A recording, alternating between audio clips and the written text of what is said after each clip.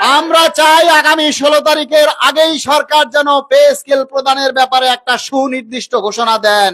সরকারি চাকরিজীবীদের দীর্ঘদিনের অপেক্ষা আর নানা জল্পনা কল্পনার অবসান ঘটিয়ে অবশেষে আলোর মুখ দেখতে যাচ্ছে নবম পে স্কেল। আসন্ন নতুন অর্থ বছরের বাজেটে এই নতুন বেতন কাঠামো বাস্তবায়নের জন্য প্রয়োজনীয় অর্থ বরাদ্দ চূড়ান্ত করেছে সরকার। একই সঙ্গে নতুন কাঠামো অনুযায়ী প্রথম ধাপে কর্মকর্তা কর্মচারীদের মূল বেতন ঠিক কতটা বাড়ছে সেই হিসাবও কষে ফেলেছে অর্থ মন্ত্রণালয়। তবে এই বেতন বৃদ্ধির আনন্দের সমান্তরালে রয়েছে কিছু হিসাব নিকাশের মারপ্যাচ, জানিয়ে কর্মকর্তা কর্মচারীদের মনে তৈরি হয়েছে মিশ্র প্রতিক্রিয়া।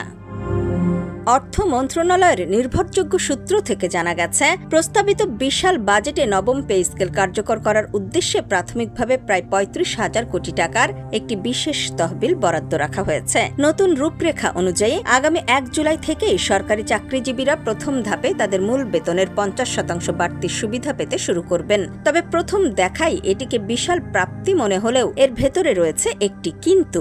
নতুন পে স্কেল পুরোপুরি কার্যকর হওয়ার সাথে সাথেই সরকারি কর্মচারীদের আগের দেওয়া কিছু বিশেষ আর্থিক সুবিধা ও প্রণোদনা বাতিল হয়ে যাবে। ফলে নানামুখী সুযোগ সুবিধার এই কাটছাট ও সমন্বয় শেষে মাস শেষে সামগ্রিকভাবে কর্মচারীদের প্রকৃত পকেটে আসা বেতন বৃদ্ধি বা টেক হোম পে দাঁড়াবে প্রায় ৩৫ থেকে ৪০% কাছাকাছি। বাস্তবায়নের এই মহাপরিকল্পনাটি একবারে না করে ৩ ধাপে করার সিদ্ধান্ত নিয়েছে সরকার। আগামী ১ জুলাই থেকে সুপারিশকৃত মূল বেতনের অর্ধেক বা ৫০% সুবিধা চালু হওয়ার পর এর পরবর্তী অর্থ বছরে গিয়ে বাকি ৫০% কার্যকর করা হবে। আর তারও পরের অর্থ বছরে গিয়ে নতুন মূল কাঠামোর সাথে বাড়ি ভাড়া, চিকিৎসা সহ অন্যান্য সব ভাতা চূড়ান্তভাবে যুক্ত হবে। সব মিলিয়ে সরকারের পরিকল্পনা অনুযায়ী ২০২৮-২৯ অর্থ বছর থেকে নতুন পে স্কেলের সম্পূর্ণ এবং একটি সমন্বিত সুফল ভোগ করতে পারবেন সাধারণ কর্মচারীরা।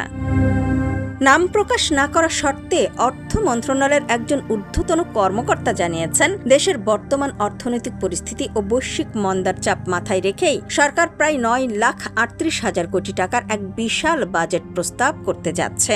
বাজেট পেশের দিন অর্থমন্ত্রীর বাজেট বক্তৃতায় সরকারি চাকরিজীবীদের এই নতুন বেতন কাঠামো নিয়ে বিশদ ব্যাখ্যা দেওয়া হবে। বিশেষ করে দেশের বর্তমান অর্থনৈতিক বাস্তবতায় কেন এটি একবারে কার্যকর না করে ৩ ধাপে বা আংশিক আকারে বাস্তবায়ন করা হচ্ছে সেই যৌক্তিক কারণও অত্যন্ত গুরুত্বের সাথে দেশবাসীর সামনে তুলে ধরা হবে।